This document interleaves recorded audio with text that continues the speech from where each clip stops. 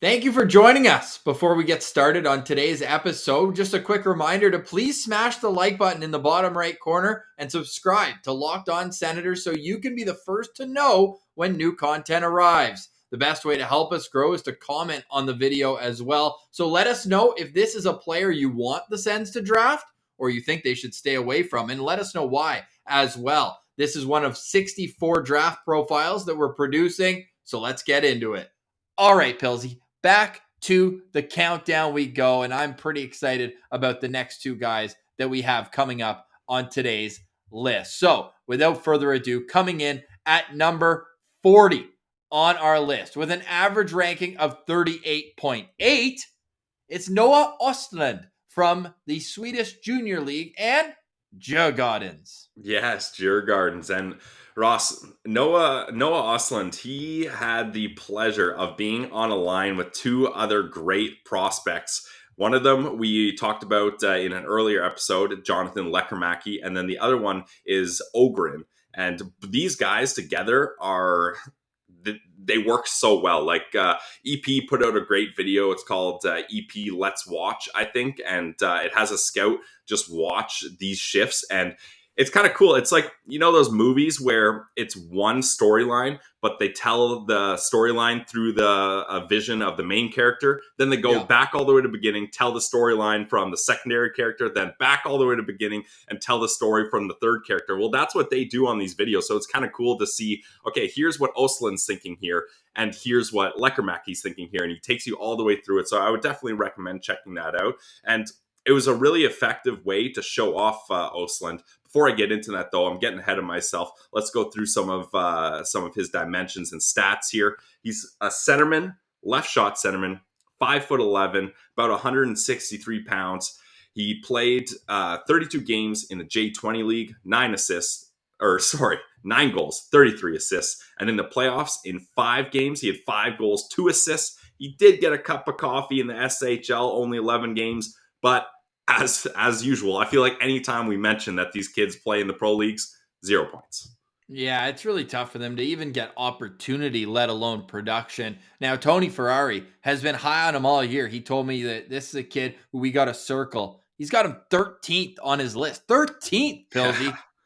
And wait till you hear the range. So Tony's got him at 13. Yes, I said that 3 times because it is that much different than the rest of the pack. Scott Wheeler, next up, 24th on his list. Elite Prospects has him at 33, although I'll tell you some things that Elite Prospects had to say about them in their scouting meeting. Bob McKenzie at 51, and Pilsy, another range, 73 on Craig Button's list. So the average is 38.8, but the range is 13 to 73. Yeah, we know exactly where this guy is going to go. Yeah, like this is wild. And I can sort of understand the range, Ross, but personally, I would be definitely I would be on the higher side of Button and McKenzie here because I see a lot of talent here. I think he's going to go closer to the first end of the first round, start of the second round. And what I really noticed and what they keyed in on in that EP video was his high hockey IQ is so apparent because he's able to find creative ways to get open and switches things up when he's transitioning up the ice. So your opponents are always guessing what he's going to do. And I feel like he just manages his line mates so well. Like his ability to guide Lekkerimäki and Ogren into the perfect spots and have him set himself up. So it's like, okay, here's how I'm set up. You need to be here and you need to be here. And then when I pass the puck here, we're going to do a switch. And like, they're just all over the ice, but in fluid motion, not in chaos, in a sense of organization. And Östlund he's the conductor of it all. Like he gets it all prepared. And he's the one, like, I don't think we've seen a more true playmaker yet of the prospects we've covered, Ross. Like this guy is a disher. He excels at getting the puck to his line mates at the perfect time and allowing them to finish off plays.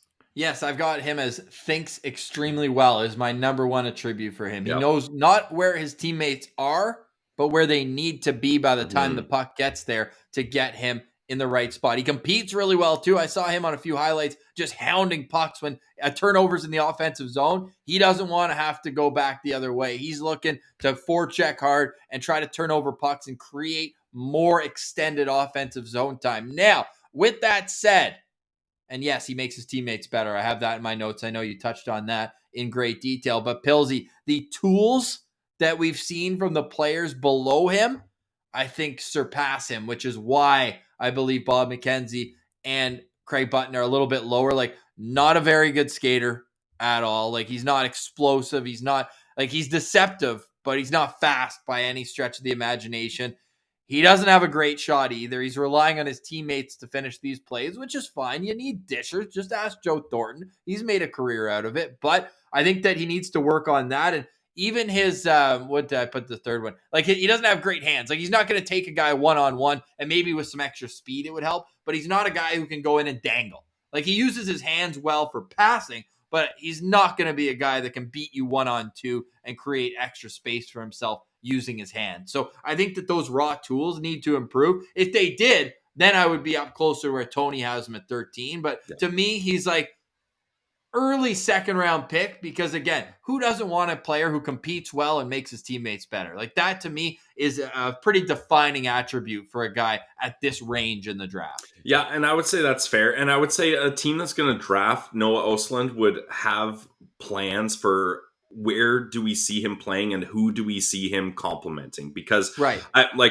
In my notes, I've got he's going to be someone that needs to be paired with a sniper to have success. Because if he's not playing with a skilled finisher, he's still gonna be a good playmaker. But they're just going to spend 45 seconds in the ozone passing it around and cycling it until they turn it over, right? Which, how about whoever takes Lekkermäki in the first round tries to double down? For real. Yeah, I would be... Buffalo has, like, I think 8 and then 28 or something like that. Like, that would be a pretty sweet play. I mean, they're already locked and loaded with Dahlin and Power on the back end. I think that could be something to watch for. If you have Lekkermäki, when you're watching the end of the first round, try to see who has Lekkermäki. And if they have a pick in that range, why not? Bring the band back together. And Ross, I love that idea, but I don't even think you need to do that because imagine a line with Östlund and Jack Quinn.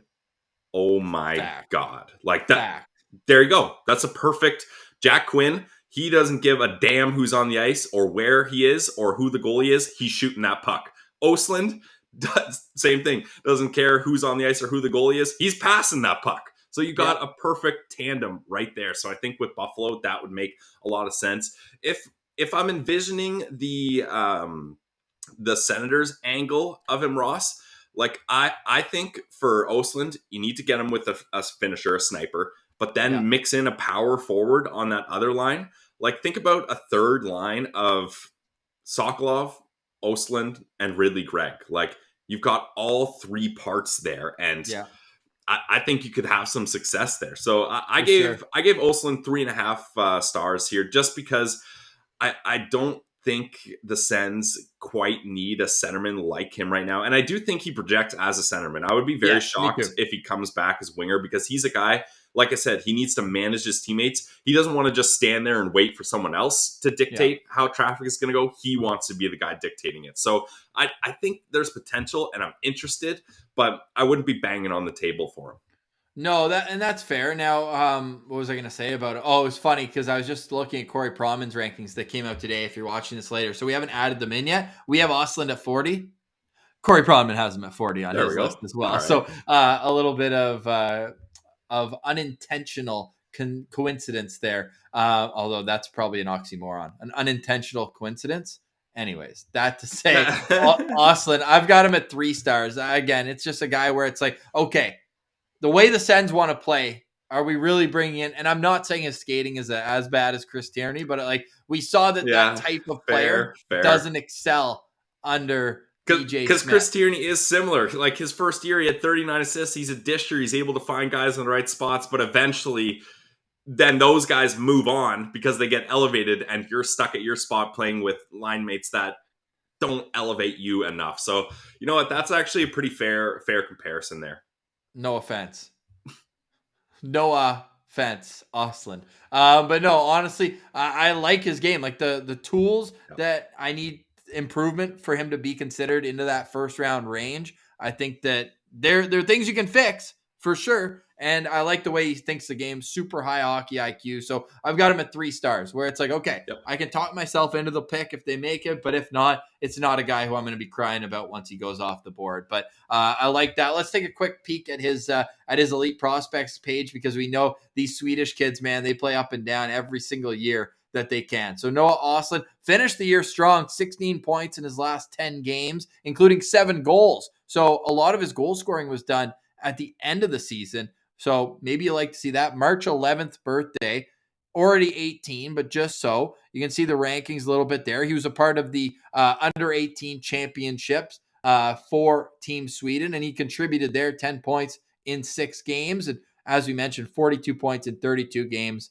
with the Djurgarden J20 team. Let's take a look at how that compares to Lekarimäki and Ogren there. So Östlund was actually third on the team in points. Now, one of them already drafted there in Jelvik, but And Lekarimäki did miss some time. That's important to note 20 as well. goals in 26 Yeah. games. Is that good? But you can certainly see there that this was a pretty good offensive team there with six players over a point per game. So he was able to have good teammates. And yeah, he makes them better. But at the same time, how much do you put on that and versus how much was playing a good team helping him? I guess time will tell, but he's a guy who I've got at 3 stars in Noah Östlund.